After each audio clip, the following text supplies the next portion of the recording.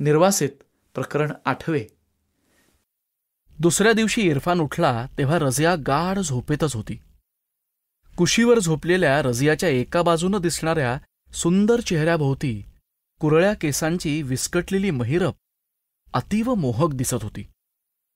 तिच्या चेहऱ्याला हात लावायचा इरफानला झालेला मोह त्यानं टाळला. तो तिच्याकडे एकटक पाहत राहिला. हे मूर्तिमंत सौंदर्य आपल्या मालकीचं झालंय या कल्पनेनं तो आतल्यात सुखावला. पण त्या सुखाच्या पाठीमागे मनात अनाकलनीय अशी एक सूक्ष्म बेचैनी होती. शरीरसुखाचा पहिला सुखद अनुभव तना मनावरती ताजा असताना ही बेचैनी कसली हे इरफानला काही समजेना. त्यानं कालच्या पूर्ण दिवसाचा मनातल्या मनात चटकन आढावा घेतला. रुखरुख लागावी असं समारंभात तर काहीच घडलं नव्हतं. पण मग ही बेचैनी. रजियानं मामुनींविषयी आणि शब्बूविषयी केलेल्या तक्रारीच्या प्रसंगापाशी त्याची आठवण आली आणि त्याला स्वतःच्या छुप्या बेचैनीचं कारण लक्षात आलं. हा तिचा अल्लडपणा म्हणून सोडून द्यावा का असा विचार मनात आला. तेव्हाच नेमके रजियानं डोळे उघडले. त्याच्याकडे पाहून ती गोड हसली आणि इरफान पाघळला. तिच्या स्पर्शानं त्याची तात्पुरती बेचैनी दूर झाली. लग्नानंतरचे 2 दिवस एकमेकांची गुटरगू करण्यात त्यांनी घालवले. नाश्ता दुपारचं जेवण त्यांनी बाहेरच केलं. रात्री मात्र रजियानं घरीच रोटी सब्जी बनवली.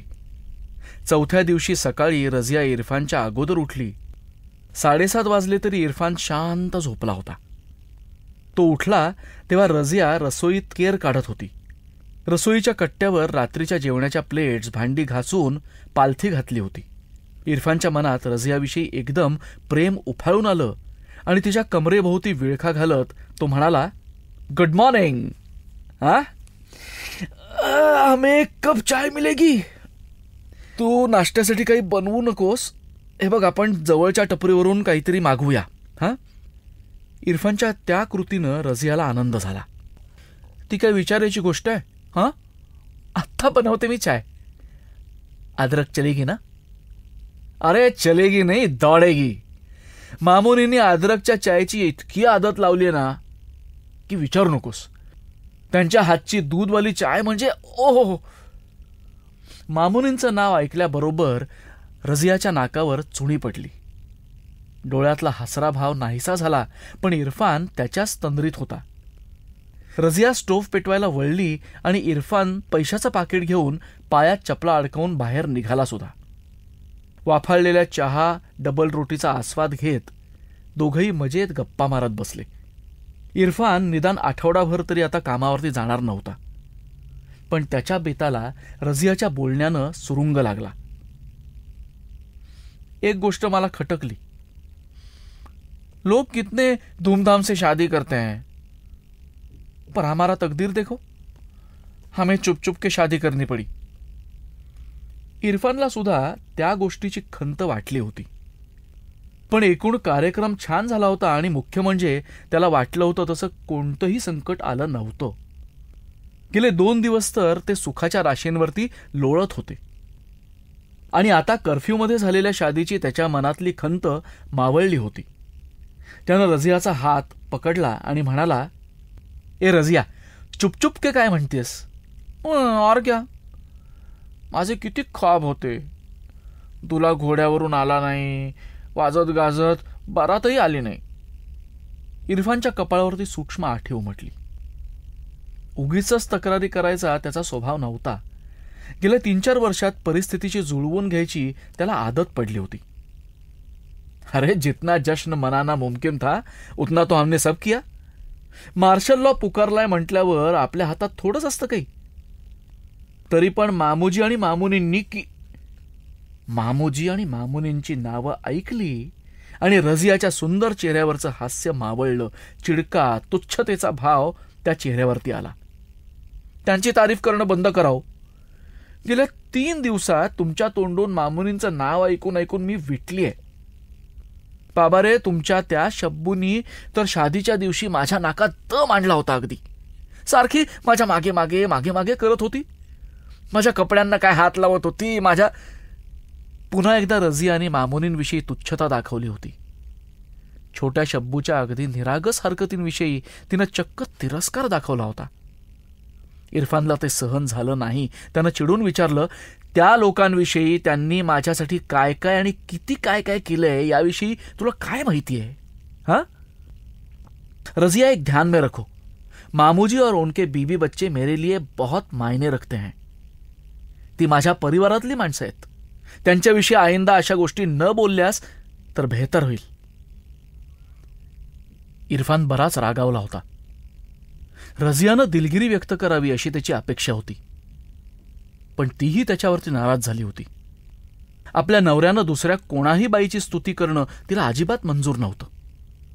मामुनींसारख्या सामान्य घरेलू बाईची स्तुती तर तिला मुळीच झेपली नाही.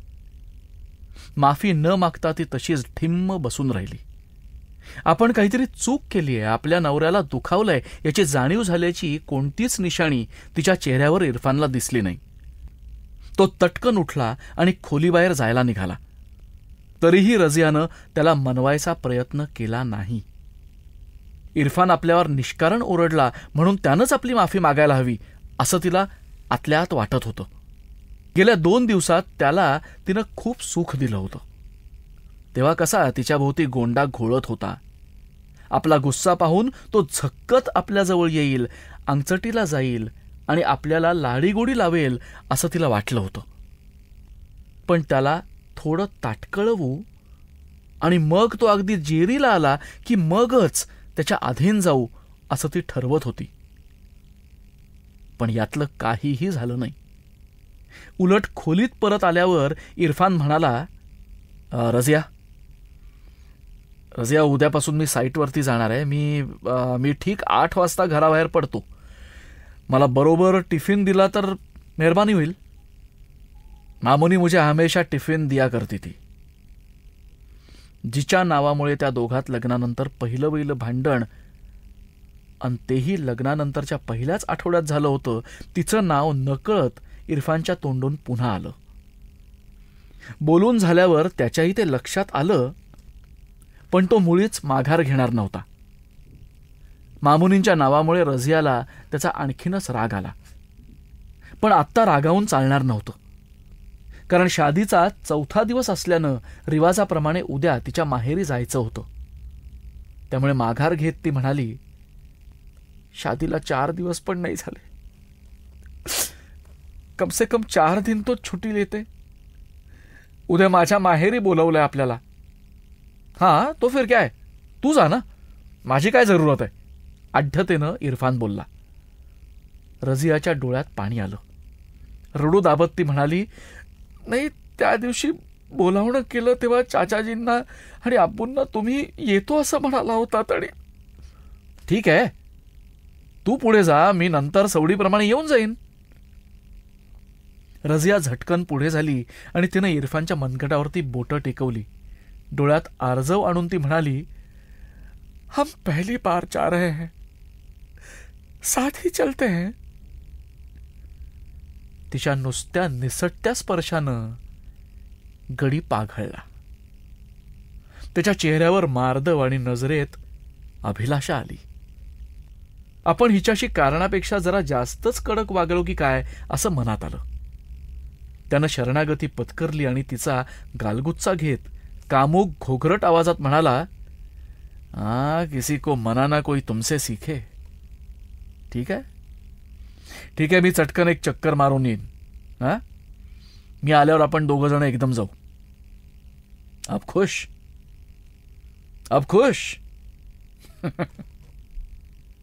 रझियानं फुरंगटल्यासारखं लाडीकपणे आपले ओठ पुढे केले आणि इरफानने ते आव्हान स्वीकारून दीर्घ चुंबन घेतलं.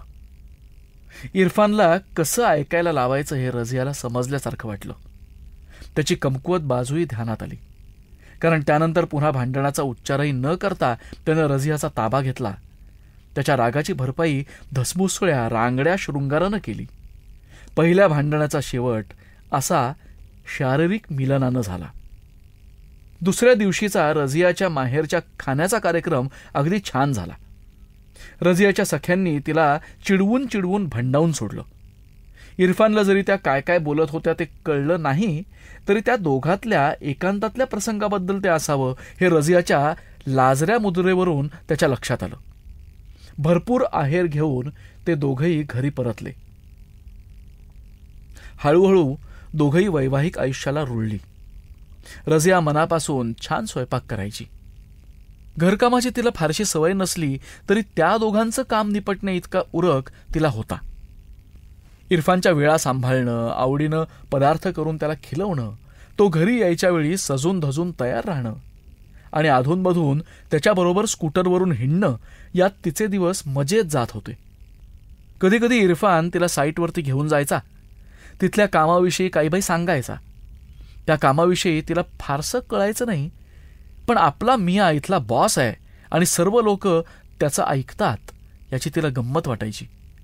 ती साईटवर गेली की मुकेश सकट सगळेजण तिचं आनंदानं स्वागत करायचे. ही मालकिणीची भूमिका तिला आवडलीही आणि लगेच तिच्या अंगवळणीही पडली. इरफान चांगला सखा, जोडीदार आणि नवरा व्हायचा मनापासून प्रयत्न करत होता. घरी असला की तो त्याच्या परीनं रझियाला मदत करायचा. कधी सब्जी चिरून द्यायचा, कधी कोशिंबिरीसाठी किसणीवरती गाजर मुली किसून द्यायचा, कधी टेबलावर बशा वाट्या पेले मांडायचा. हट्टांनी रझियाला स्वतःबरोबर जेवायला बसवायचा. तिनं केलेल्या पदार्थांचं तोंड भरून कौतुक करायचा. या सगळ्या गोष्टींची रझियाला खूप अपूर्वाई वाटायची. तिच्या कष्टाची जाणीव इरफानला आहे हे त्याच्या वागण्यातून दिसायचं. समस्तीपूरला रसोईत तिघी बायका काम करत असायच्या आणि त्याखेरीज इरफानच्या बहिणीही हाताशी असायच्या. इरफानवर रसोईत जायची वेळही तशी कमीच यायची. त्यामुळे घरकामात पुरुष लोकांची मदत ही कल्पनाच तेव्हा त्याच्या मनात आली नव्हती. त्यानं मामूजींना कधी घरकामात मदत करताना पाहिलं नव्हतं, पण लाहोरच्या मुक्कामात मामुनींची ओढाताण त्याला जवळून दिसली होती. आपल्या बीबीची एकटीची अशी होलपट होऊ नये असं त्यानं लग्नाआधीच ठरवलं होतं. घर खर्चाला इरफान रझियाला सढळ हातानं पैसे द्यायचा. ती सुद्धा भाज्या, धान्यधुन्य, मांस मछली कशात काही कमी करायची नाही. एखादी चीज आवडली तर बिनदिक्कत ती घ्यायला तिला पूर्ण मुभा होती. खरं म्हणजे रझियाही काही धनाढ्य परिवारातली नव्हती. तिच्या घरी तिनं ज्या वस्तू कधी पाहिल्याही नव्हत्या अशा चंगळीच्या वस्तू ती न कचरता अगदी सहजपणे विकत घ्यायची. स्वतःसाठी तर ती बारीक सारीक फिजूल खर्च करायचीच, पण इरफानसाठी सुद्धा नव्या फॅशनचे कपडे किंवा सेंट, भारी रुमाल, केसाला लावायचा ब्रिलियंटाईन सारख्या आजवर इरफाननं कधीही न वापरलेल्या पुरुषी वापराच्या चिजा आणायची. तेव्हा इरफानला गंमत वाटायची. त्याच्या अंगाला आणि कपड्यांना येणारा सुगंध ती असोशीनं हुंगायची तेव्हा तो अगदी सुखावून जायचा.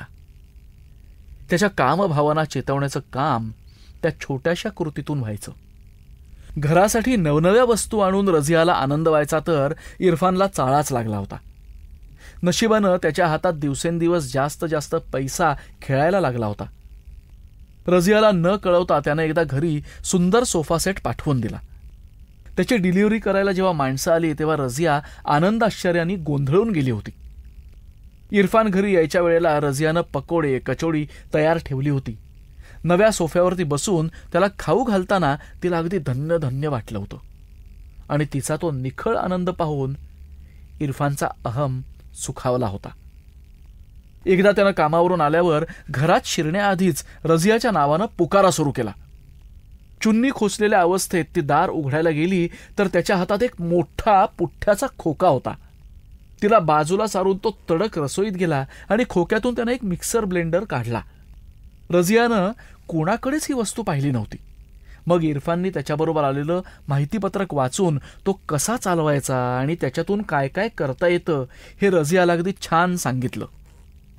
दोघंजण एकमेकांना सुखावायला जरी धडपडत होते तरी एका बाबतीत मात्र रझियाचं वागणं इरफानला आणि त्याचं वागणं रझियाला पसंत होत नव्हतं. मामूजींकडे यायला ती तयार नसायची. त्यांनी बोलवलं तरी नाईलाज झाल्यासारखी जायची. तिथे गेल्यावर तिनं सर्वांशी हसून खेळून बोलावं, घरच्यासारखं रसोईमध्ये जाऊन मामुनींना मदत करावी असं इरफानला खूप वाटायचं.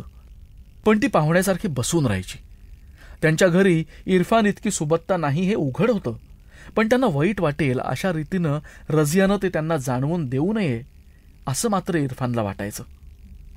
मामूजींची मुलं नव्या भाभीशी खेळायला बोलायला आसुसलेली असायची, पण तिनं कधी त्याची दखल घेतली नाही. सुरुवातीला ती हिरमुसली व्हायची, पण नंतर त्यांनी तिच्या जवळ जाणं सोडून दिलं. रझिया सुगरण होती, तिला तरतरा करायची आवड होती आणि घरात पदार्थांची कमतरता नव्हती.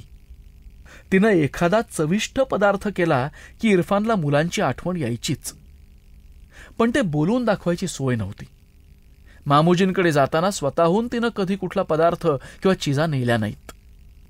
मग इरफानच तिला काही बाई सुचवायचा. तिच्या मूडप्रमाणे कधी ते त्याच्याकडे दुर्लक्ष करायची, तर कधी त्याचा ऐकायची. 2-5 वेळा या विषयावरून त्यांची झकाझकी झाली होती, पण परिस्थितीत जराही सुधारणा झाली नाही. त्यामुळे नाही म्हटलं तरी इरफानच्या मनात रझियाविषयी एक प्रकारची आढी निर्माण झाली होती. त्यांच्या शृंगारात किंवा इतर व्यवहारात सुरुवातीला त्याचे फारसे पडसाद उमटले नाहीत. इरफानला हे तिचं वागणं अजिबात आवडत नव्हतं. सुरुवातीला इरफानची चिडचिड व्हायची, नंतर मात्र हळूहळू त्यांच्यातला संवाद आटत गेला. पुढे तर त्याच्यावरचा कामाचा बोजा इतका वाढत गेला की घरात त्याचं पाऊल फारसं टिकेनसं झालं. हे कशामुळे होतंय हे समजण्या इतका हळवेपणा किंवा इरफानमध्ये अंगभूत असलेला अंतर्मुख होण्याचा गुणधर्म रझियात नव्हता.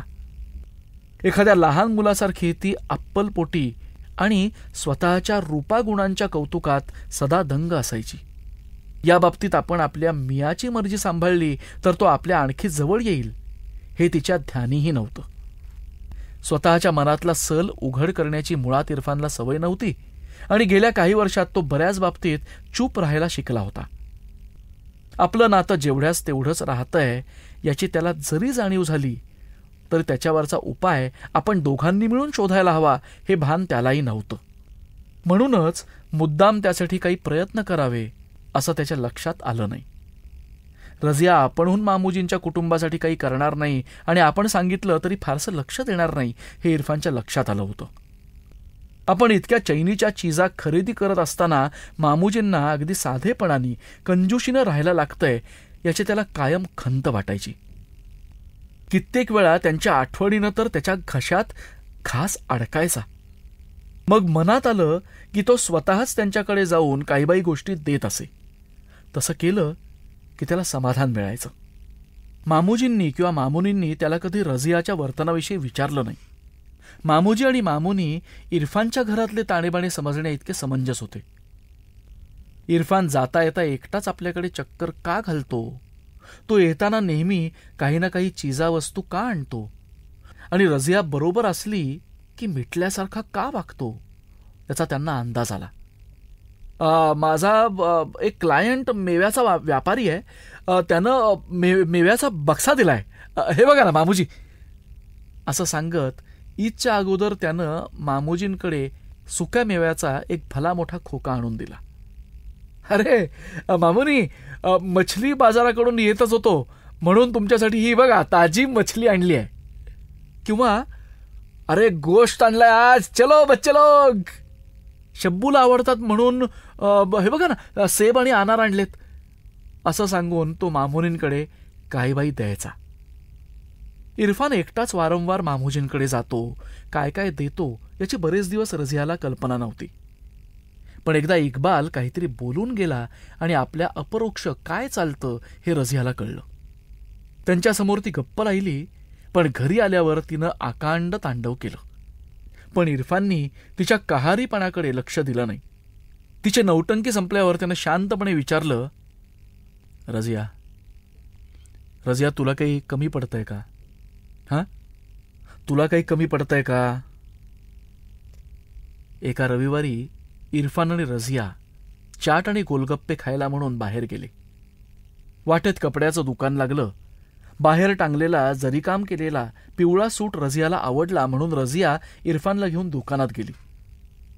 इरफानने आवडीनं तिला तो सूट घेऊन दिला. लहान मुलीचा गडद मरून रंगाचा मखमली झगा तिथे समोर टांगलेला इरफानला दिसला. इरफानला शब्बूची आठवण झाली. त्यानं चटकन तो झगा विकत घेऊन टाकला.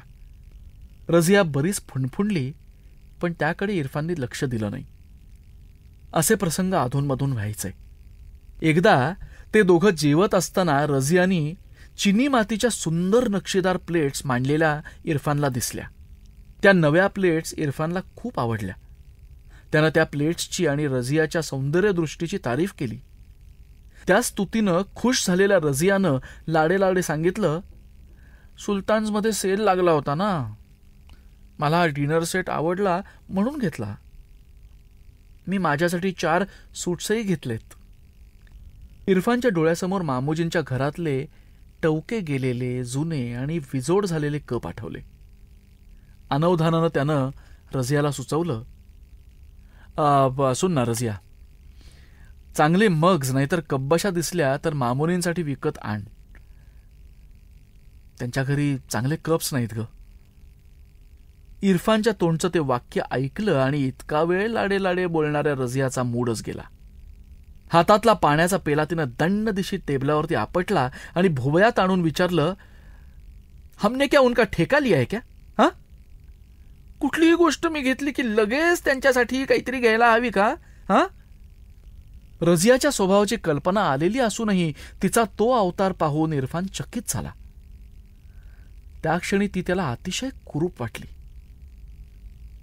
तिचे राग उकणारे डोळे, वाकडी तिकडी झालेली नाजूक जीवणी आणि मुरडलेलं नाक, यातलं काहीच त्याला नेहमीसारखं मोहक वाटलं नाही. तो थंडपणे म्हणाला, रझिया तू आणणार नसशील तर मी आणीन. और एक बात ध्यान से सुनो, I don't want any arguments about it now, okay? म्हटल्याप्रमाणे इरफाननी खरोखरच पुढच्या आठवड्यात मामूजींच्या घरासाठी सोनेरी कडा असलेला 12 कपांचा सेट नेला. ते कप पाहून मामुनींच्या चेहऱ्यावर जो आनंद दिसला तो पाहून इरफानला सार्थक झाल्यासारखं वाटलं. मुलंही इतकी किमती चीज पाहून हरखून गेली. रझियाची नाराजी पत्करून सणाच्या दिवशी मामूजींकडच्या लोकांना इरफान आपल्या घरी बोलवायचा. तिच्या मागे लागून चांगले जुंगले पदार्थ बनवून घ्यायचा. तिनं ऐकलंच नाही तर तो बाहेरून मागवायचा. रझिया त्यांच्याशी ताठ्यानं वागायची, पण इरफान त्याची भरपाई म्हणून आणखीनच आदबीनं पेशवायचा. किंबहुना त्या दोघांचं वागणं एकमेकांच्या वागण्याला टोकाचा प्रतिसाद दिल्यासारखं होत होतं. रझियाला कोणाशीच आदबीनं वागता यायचं नाही असं मात्र मुळीच नव्हतं. तिच्या भाई भाभीशी किंवा आब्बू आम्मीशी ती हसून बोलायची, आदबीनं वागायची, त्यांची छान अवभगत करायची. मुकेश आणि निसारशी सुद्धा रझियाचं वागणं अगदी नेहमी छान असायचं. इरफानला तिच्या वागण्यातला हा भेदभाव जास्त खटकायचा. पाहणारे लोकही काही वेडे नसतात, त्यामुळे त्यांना रझिया करत असलेल्या मामूजींच्या परिवाराचा दुस्वास आणि त्यामुळे दुखावला गेलेला, नाराज झालेला इरफान त्या सगळ्यांना वाचता यायचा. रझियाच्या आम्मीनं 2-4 वेळा तिला समजवायचा प्रयत्नही केला. एकदा रझिया माहेरी गेली असताना आम्मीनं म्हटलं, बेटी देख, मियाला नेहमी खुश ठेवायचं असतं. तो एवढं ढिगानं मिळवतोय, तुझे लाडप्यार करतोय. जाऊ दे ना, मामुनींकडे थोडं काही गेलं तर. आम्ही तुला काही कळत नाही ग. आत्ता तर कुठे आमच्या गृहस्थीला सुरुवात झालीय. आणखी कितीतरी गोष्टी आम्हाला हासिल करायच्या आहेत. मला नोकर चाकर, बंगला गाडी हे सगळं हवंय. सोन्याचे हिऱ्याचे गहने हवेत. इतरांवर असे पैसे उधळले तर हे काही जमेल? हा, काही जमणार नाही. आम्हीनं खांदे उडवले आणि उसासा टाकत म्हणाली, आम्ही जन्मभर काटकसरीनं राहिलो. तुझ्या चाचू चाचीनं सर्व केलं. मी कधी तुझ्या आब्बूंना त्याबद्दल टोकलं नाही. तुला शादी झाल्या सगळं मिळतंय तर त्याची पर्वा नाही. नाही आम्ही, मला ना काटकसर करायला नाही आवडत गो. तुम्ही दोघं कंजूसासारखे राहिलात. राहिला असाल, पण मला नाही जमणार ते.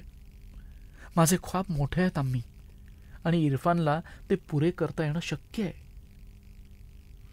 हा बेटी, मी सांगायचं काम तेवढं केलं. तुझ्या या असल्या वागण्यानं उद्या तो बिथरला आणि दुसऱ्या कुणाच्या नादी लागला तर म्हणजे अम्मीचं ते वाक्य ऐकून रझियाच्या तोंडावर गर्विष्ठ स्मित पसरलं. नेलपेंडनी रंगवलेल्या आपल्या उजव्या हाताच्या तळव्याची मूठ वळत ती म्हणाली, वो क्या किसी की तरफ आंखें उठाएगा? अम्मी, वो मेरे मुट्ठी में है. हाँ, रझिया, ज्यादा घमंड मत दिखा ना. मरद लोकांची तुला कल्पना नाही. कधी तुझी मुठ्ठी सैल होईल आणि कधी त्यातून सुळकन तो निसटेल तुला कळायचे देखील नाही. अम्मीच्या या इशाऱ्याकडे रझियानं फार लक्ष दिलं नाही. मात्र या संभाषणानंतर इरफानच्या वागण्याकडे तिनं जास्त बारकाईनं पाहायला सुरुवात केली. मग एक गोष्ट तिच्या लक्षात आली. अलीकडे त्याला वाटणारी शारीरिक ओढ थोडी मावळल्यासारखी वाटत होती. तिचे नखरे पाहून पूर्वीसारखा तो लगेच विरघळायचा, पाघळायचा नाही. कामाच्या निमित्ताने त्याचा बराच वेळ बाहेर जायचा आणि रात्री ती निजायच्या खोलीत जायच्या आधीच त्याचे डोळे पेंगुळलेले असायचे. त्याच्या डोळ्यात पूर्वी दिसणारी रझियाविषयीची आर्त आसक्तीही आता क्वचितच दिसायची. एवढंच काय, पण तिच्या हमखास हुकमी आदांचाही आता त्याच्यावरती तितका परिणाम व्हायचा नाही. तिचा स्वतःच्या रूपाविषयीचा गर्व थोडा डळमळीत झाला होता.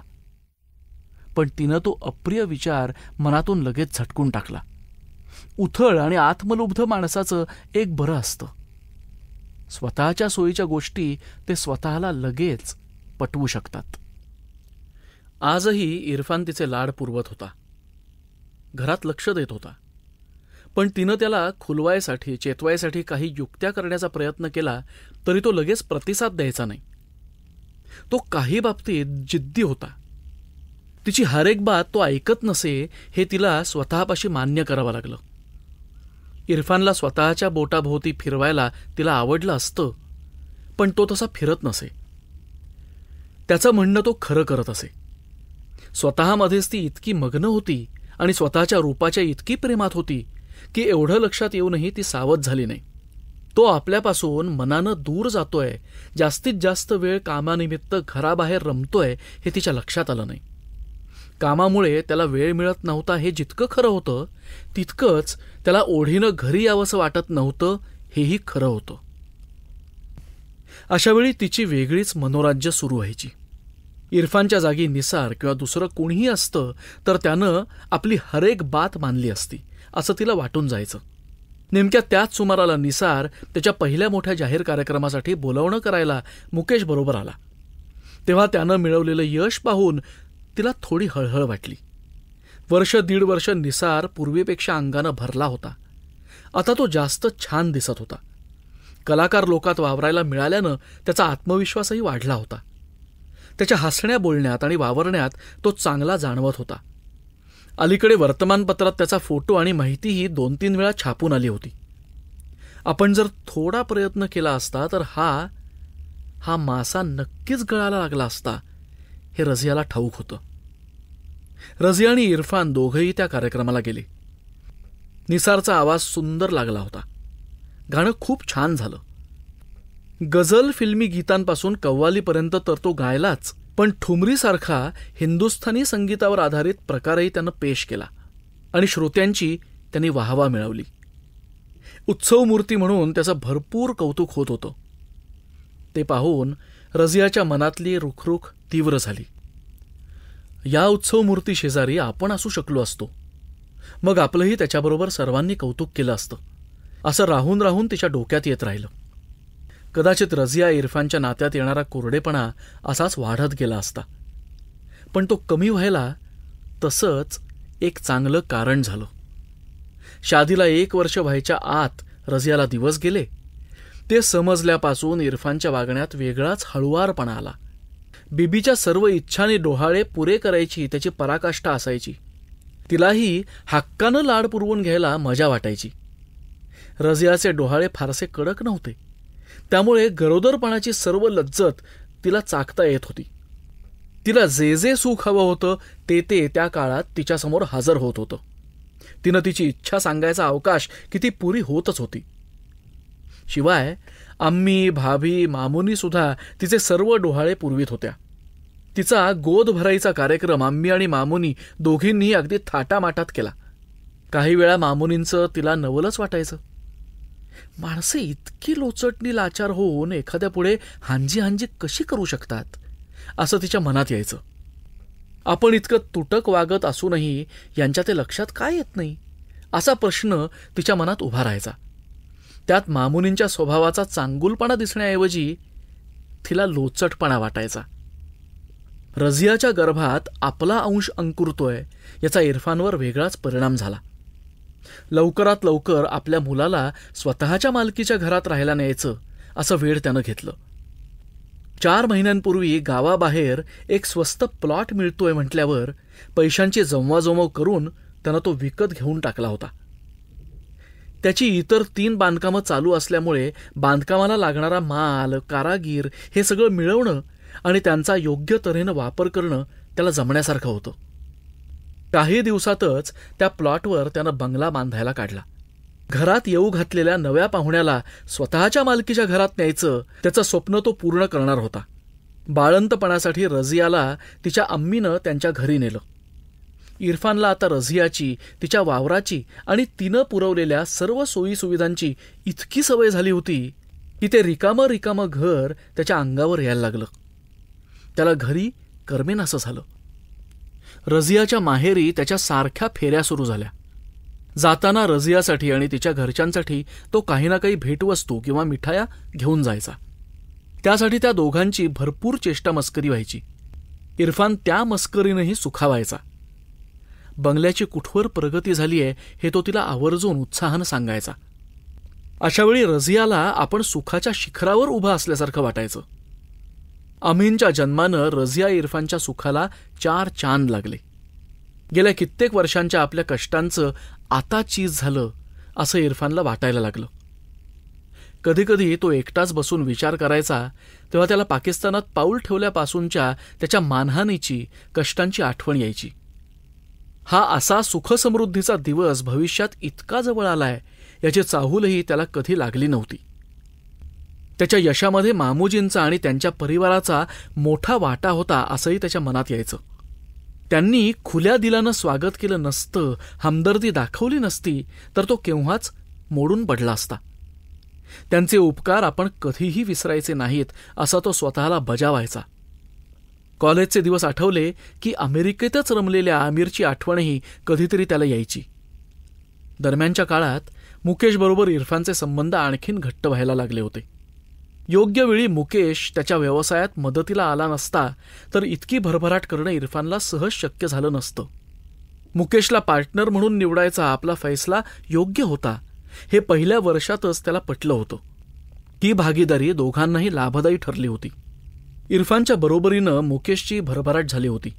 सुरुवातीपासून आपसातले आर्थिक व्यवहार चोख आणि स्वच्छ ठेवल्यामुळे दोघांमध्ये कधी बेबनाव झाले नाहीत. केवळ इरफानमुळे आपल्याला एक छान मौका मिळाला याची मुकेशलाही जाणीव होती.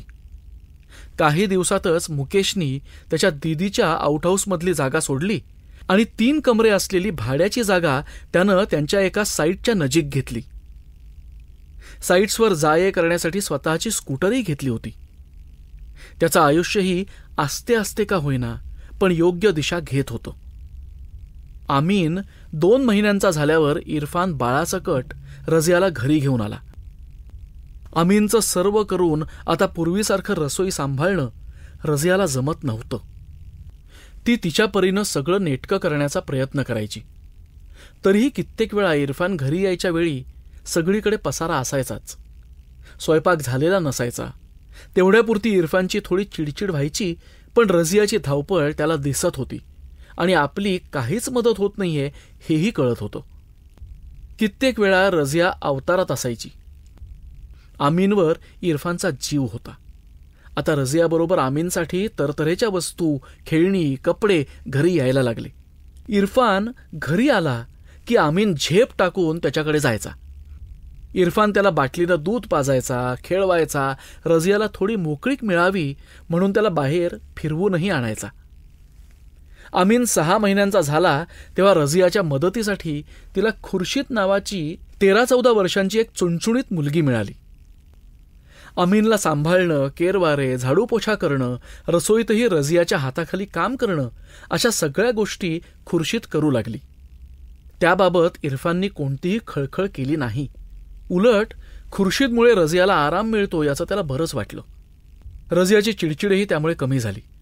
पूर्वीसारखे तो घरी यायच्या वेळेला ती वेणीफेणी करून नीटनेटकी असायची. पण आता त्यालाच वेळेवर घरी येणं जमत नव्हतं. अमीनबरोबर खेळायला किंवा रझियाला मदत करायला अजिबात फुरसत मिळत नव्हती. अमीन 8 महिन्यांचा झाला आणि इरफानच्या नव्या घराची शांत झाली. तो समारोह धामधुमीत पार पडला. त्या प्रसंगी इतर सर्व बड्या धेंडांशी हसून खेळून वागणारी रझिया मामूजींच्या परिवाराशी मात्र फटकून वागली. तिनं त्यांच्याकडे दुर्लक्ष केलं. तिचं वागणं इरफानच्या डोक्यात गेलं. पण सर्वांदेखत तमाशा नको म्हणून तो गप्प राहिला. मूल झाल्यावर तरी रझियाच्या वागण्यात बदल होईल, तिच्यामध्ये परिपक्वता येईल अशी इरफानला आशा होती. पण ती फोल ठरली. इरफानच्या प्रत्येक यशाबरोबर रझियाचा गर्विष्ठपणा वाढत गेला होता. तिचं ते वागणं पाहून त्यानं स्वतःच्या मनाशी एक निर्णय घेतला आणि वेळ आल्यावर तो प्रत्यक्षात उतरवलाही.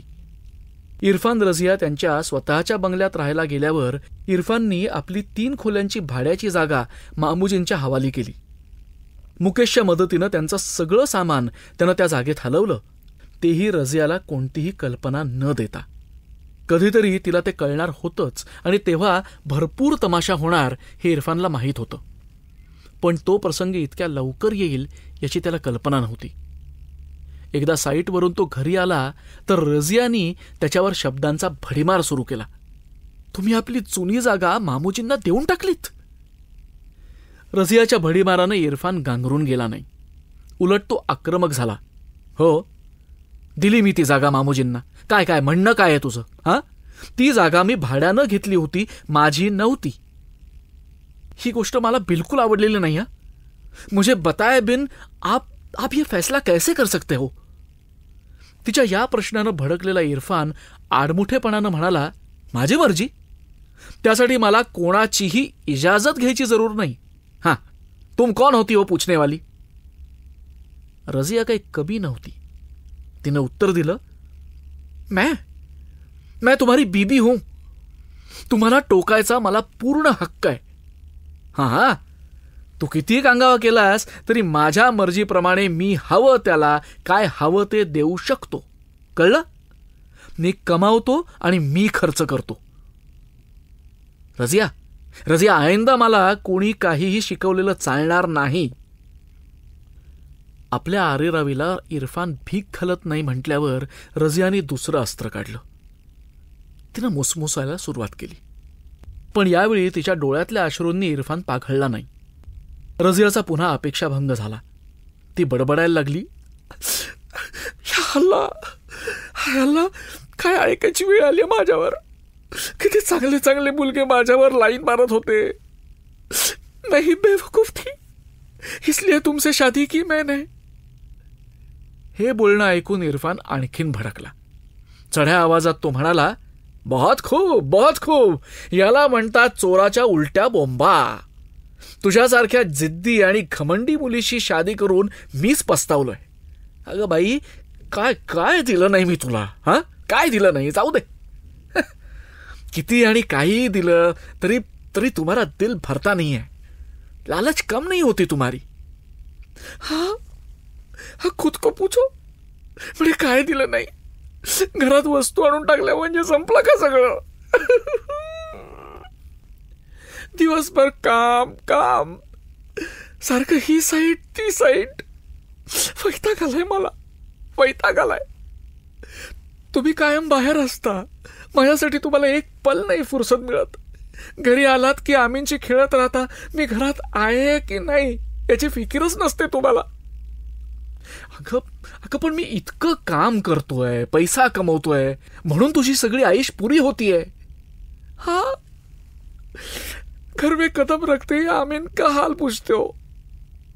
मी असले काय नसले काय तुम्हाला काही फरकच पडत नाही. इरफान थक्क होऊन तिच्याकडे पाहत राहिला. पण तिच्या म्हणण्यात तथ्य होतं. पूर्वी तो रझियाच्या ओढीनं घरी यायचा आता आमीनला कधी घेतोय असं त्याला होऊन जायचं. पण ते स्वाभाविकच नव्हतं का? मग त्याला हसू आवरेना. हसतच त्यानं विचारलं, आता त्या छोट्या पोराशी बरोबरी करणार आहेस का तू वेडाबाई? हा, तो आपल्या दोघांच्याही दिलाचा तुकडा नाही का रजिया? रजिया आणखी मुसमुसायला लागला. माझ्या खुशबी हो, तुम्ही मला नजरअंदाज केलेलं मला नाही सहन होत, नाही होत सहन. तिच्या त्या वाक्यानं इरफान थोडा सुखावला. रजियाला आपलं जवळ असणं, तिच्या भोवती रुंजी घालणं आवडतंय याचंच हे लक्षण होतं ना. इतक्यात शेजारच्या खोलीत झोपलेला आमीन जागा झाला आणि रडायला लागला. ते भांडण आमीनमुळे तिथे थांबलं. पण रजिया मनातून चरकली. आपल्या हातातून आपला नवरा निसटतोय अशी एक चुटपूट त्या प्रसंगानं तिला लावली. अति ताणलं तर तो कदाचित फारच बिथरेल हे तिला लक्षात आलं. पण त्या भांडणानंतर इरफानच्या वागण्यात फार फरक नाही झाला. तिच्या इच्छेप्रमाणे तिच्यासाठी जास्त वेळ काढणं त्याला आता शक्यच नव्हतं. त्याची धाव पुढे होती. जेव्हा वेळ होईल तेव्हा तो आमीनशी खेळायचा, आमीनला आणि रजियाला घेऊन हिंडायला जायचा. पूर्वीसारख्याच रजियाच्या आवडीनिवडी पुरवायचा. रजियाला सिनेमा पाहायचा चटका होता, म्हणून कधी जमेल तसं त्या दोघांना घेऊन सिनेमा पाहायला जायचा. सिनेमा पाहताना आमीन त्रास द्यायला लागला तर त्याला घेऊन सिनेमाघराच्या बाहेर थांबायचा. इस्लामची परवानगी नसली तरी स्टुडिओमध्ये जाऊन त्यानं आमीनबरोबर त्याचे आणि रजियाचे फोटो काढून घेतले होते. रजियाचा आणि आमीनचा फोटो एनलार्ज करून घेऊन त्यानं फ्रेम करून बैठकीच्या खोलीत लावला होता. त्यासाठी खातूनबीची बोलणीही त्यानं खाल्ली. इरफानला आणि त्याच्या परिवाराला कोणाची नजर लागेल असं खातूनबींना वाटायचं. त्यात हा असा फोटो काढलेला. दोघांच्या सहजीवनातला ऊन पावसाचा खेळ चालू असताना इरफानच्या व्यावसायिक आयुष्यात अचानक एक सुंदर झंझावात आला. ते 1960 साल होतं. प्रेसिडेंट आयूब खान सत्तेवर आल्यावर त्यांनी पाकिस्तानची नवी राजधानी लाहोरपासून जवळच नव्यानं वसवायची असं ठरवलंय अशी बातमी होती. त्या दृष्टीनं जागा पक्की होऊन राजधानीच्या शहराचं महत्वाकांक्षी नियोजनही सुरू झालंय अशी आतल्या गोटात चर्चा चालली होती. मोठ्या प्रमाणावरती प्रशस्त रस्ते बांधणी आणि भव्य इमारतीचं बांधकाम सुरू होणार अशीही वदंता होती. बांधकाम व्यवसाय त्यामुळे उसळी घेणार या अपेक्षेनं बिल्डर लोकात उत्साहाची लाट आली. या प्रतिष्ठेच्या सरकारी बांधकाम प्रकल्पात आपल्याला कामं मिळावीत असा सर्व बिल्डर्सचा प्रयत्न सुरू झाला. इरफानला ही कुणकुण व्यवसाय बंधूंकडून लागली. पण शिरकाव कसा करायचा हे काही कळत नव्हतं. त्याच सुमाराला लाहोरमध्ये भव्य अशा मिनारे पाकिस्तानची उभारणी करायची घोषणा झाली आणि इरफानला मार्ग दिसला. जुन्या सिटीजवळच्या मोकळ्या जागेत हा मिनार उभारला जाणार होता. या मिनारच्या पायाभरणीसाठी खुद्द गव्हर्नर साहेब येणार होते. मोठा समारोह होणार होता. त्यावेळी तिथे आलेल्या कोणा मोठ्या बिल्डरशी लग्गा लावता येणं शक्य होतं. तिथे कोण कोण बिल्डर्स येणार आहेत याची माहिती इरफाननी मिळवली. आपल्या चालू साईट्सचं काम थोडं नजरेआड करून त्यानं या कामात वेळ घालवला. अमजद अली हा एक जुना नावाजलेला बिल्डर होता. सरकार दरबारी त्याची चांगली वट होती. त्याच्याकडे प्रचंड आर्थिक बळ होतं. अमजद अलींच्या हाताखाली जर सब कॉन्ट्रॅक्टिंग करायची संधी मिळाली असती तर पुढची काही वर्षे इरफानची आणि मुकेशची चांदी होणार होती. या सगळ्याची चर्चा इरफाननी मुकेशबरोबर केली. मुकेशला त्याचं म्हणणं पटलं होतं. त्याच्या माहितीप्रमाणे प्रोफेसर मंसूर अलींची आणि अमजद अलींची बरीच घसट होती. अमजद अलींनी त्यांची शिफारस डावलली नसती. प्रोफेसर साहेबांनी नक्की शिफारस केली असती. फक्त ही असली कामं पत्करायची म्हणजे इस्लामाबाद लाहोर फेऱ्या कराव्या लागणार होत्या.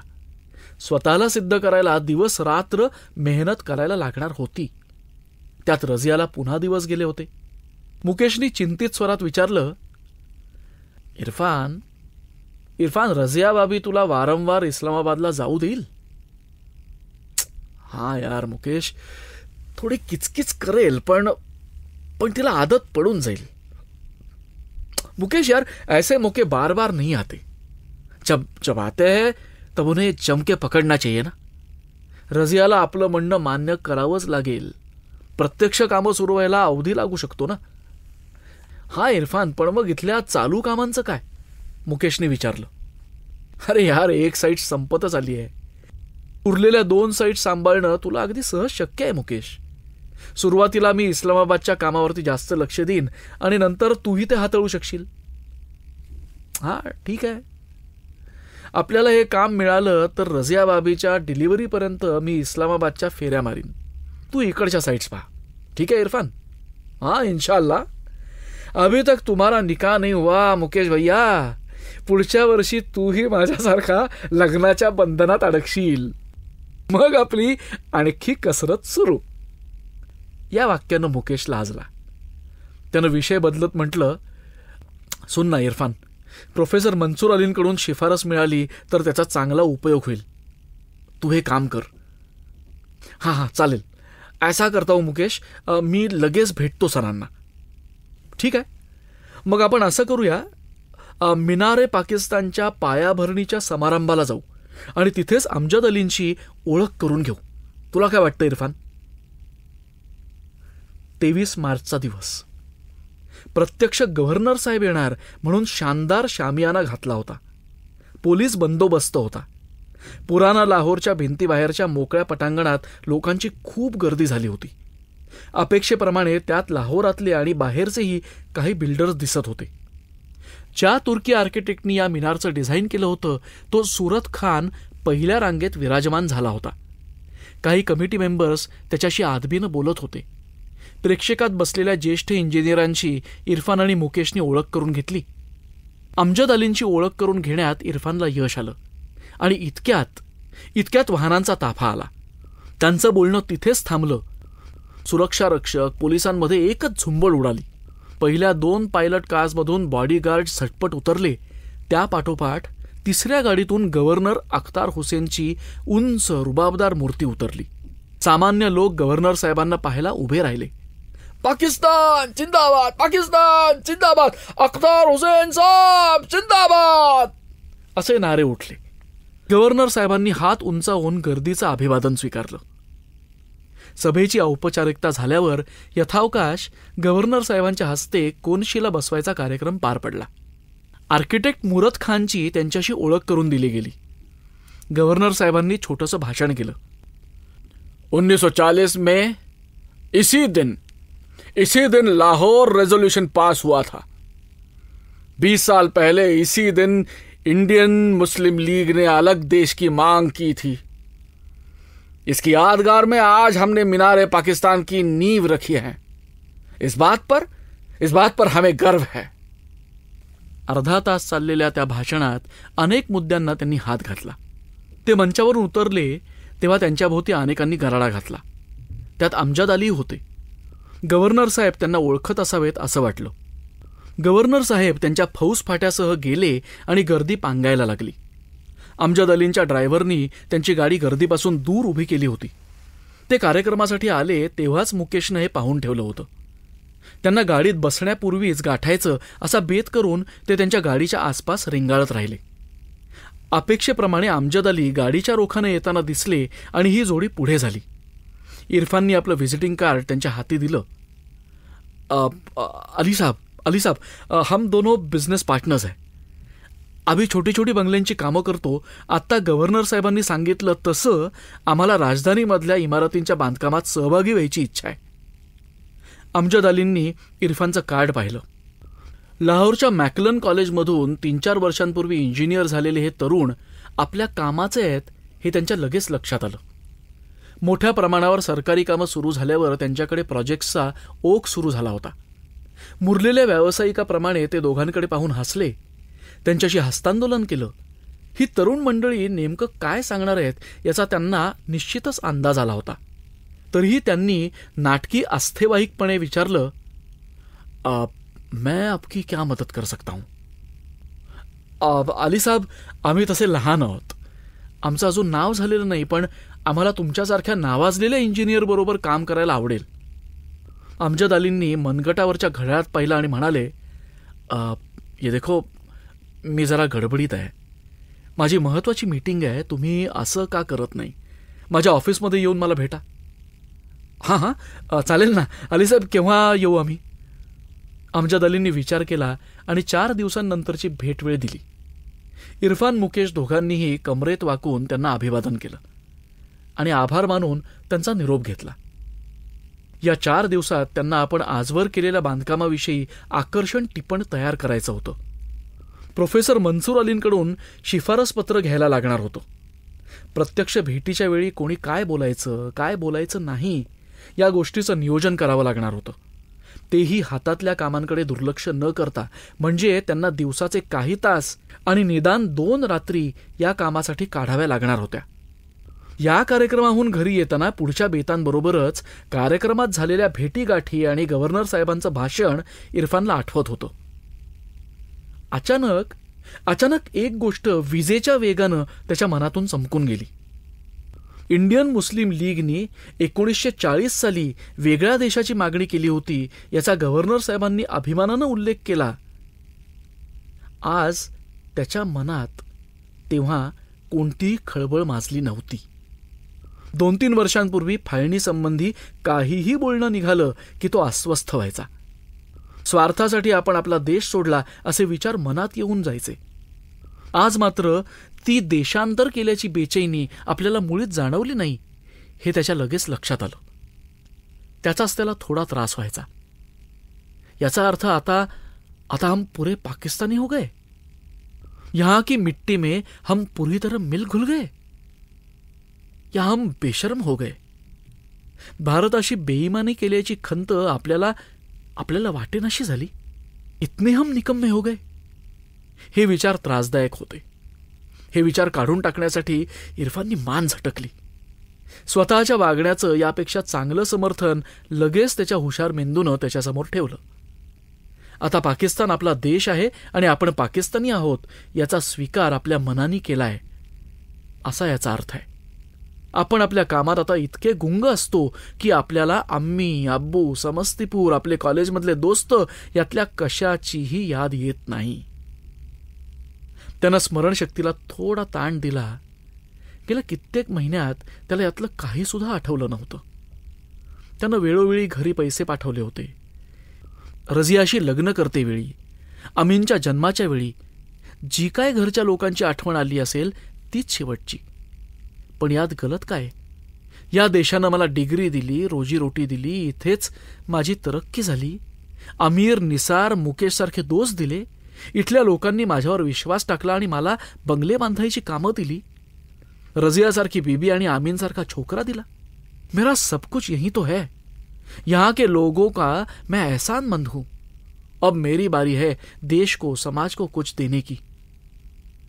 या उदात्त हेतूनं आपल्याला या देशाच्या घडणीमध्ये भाग घ्यावासा वाटतोय असं त्यानं स्वतःच्या मनाला पटवलं. घरी पोहोचेपर्यंत त्याचं मन शांत झालं होतं. दारातच खुर्शीच्या कडेवर असलेला अमीन पाहून त्याची उरली-सुरली बेचैनीही दूर झाली. इरफानच्या कामातलं रझियाला काही कळत नसलं तरी तिला तो नव्या कामांविषयी आवर्जून सांगत असे. आजही घरात शिरल्या आमीनला कडेवर घेऊन त्यानं मोठ्या उत्साहानं अमजद अलींविषयी आणि कदाचित मिळू शकणाऱ्या इस्लामाबादच्या प्रोजेक्टविषयी सांगितलं.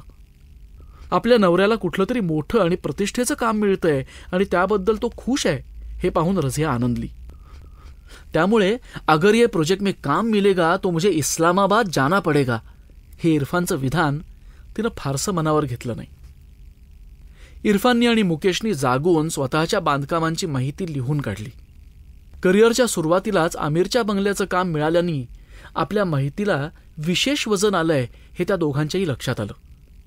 मुकेशला व्यावसायिक दृष्टी असल्यानं एखादा छानसा अल्बम तयार करायची कल्पना त्याला सुचली. ती इरफानला लगेच पटली. इरफानच्या बंगल्याच्या गृहप्रवेशाच्या समारंभाच्या वेळी त्याच्या आब्बांनी प्रोफेशनल फोटोग्राफरकडून फोटो काढून घेतले होते. त्यातल्या काही फोटोंच्या प्रती आमिरनी इरफानला दिल्या होत्या. ते फोटो कागदांच्या पसाऱ्यात कुठेतरी पडले होते. इरफानने ते शोधून काढले आणि अल्बममध्ये सुरुवातीलाच चिकटवले. बाकीच्या घरांचे फोटो त्यांच्याकडे नव्हते. लगेच दुसऱ्या दिवशी एका फोटोग्राफरला तयार झालेल्या बंगल्यांपाशी आणि साईट्सवर नेऊन त्यानं फोटो काढून घेतले. प्रत्येक फोटोखाली सुवाच्य उर्दूमध्ये फोटोचं वर्णन लिहायचं काम मुकेशनी केलं. आता अल्बम एकदम भारदस्त वाटायला लागला. प्रोफेसर मंसूर अलींनी त्यांच्या लेटरहेडवरती लिहून दिलेलं शिफारसपत्र फाईलमध्ये अगोदर लावावं की आपली माहिती त्याच्या आधी लावावी याविषयी मुकेश आणि इरफानमध्ये बरंच चर्वितचर्वण झालं. अखेर शिफारसपत्र फाईलमध्ये सुरुवातीला लावलं गेलं. अमजद अलींच्या ऑफिसमध्ये जायचा दिवस आला तेव्हा दोघंही आपल्या तयारीबाबत अगदी समाधानी होते. श्रोते हो, डॉक्टर अनघा केसकर लिखित निर्वासित या कादंबरीचा हा भाग इथेच संपला. पुढचा भाग ऐकण्यासाठी उद्या भेटूयात. तोपर्यंत नमस्कार श्रोते हो.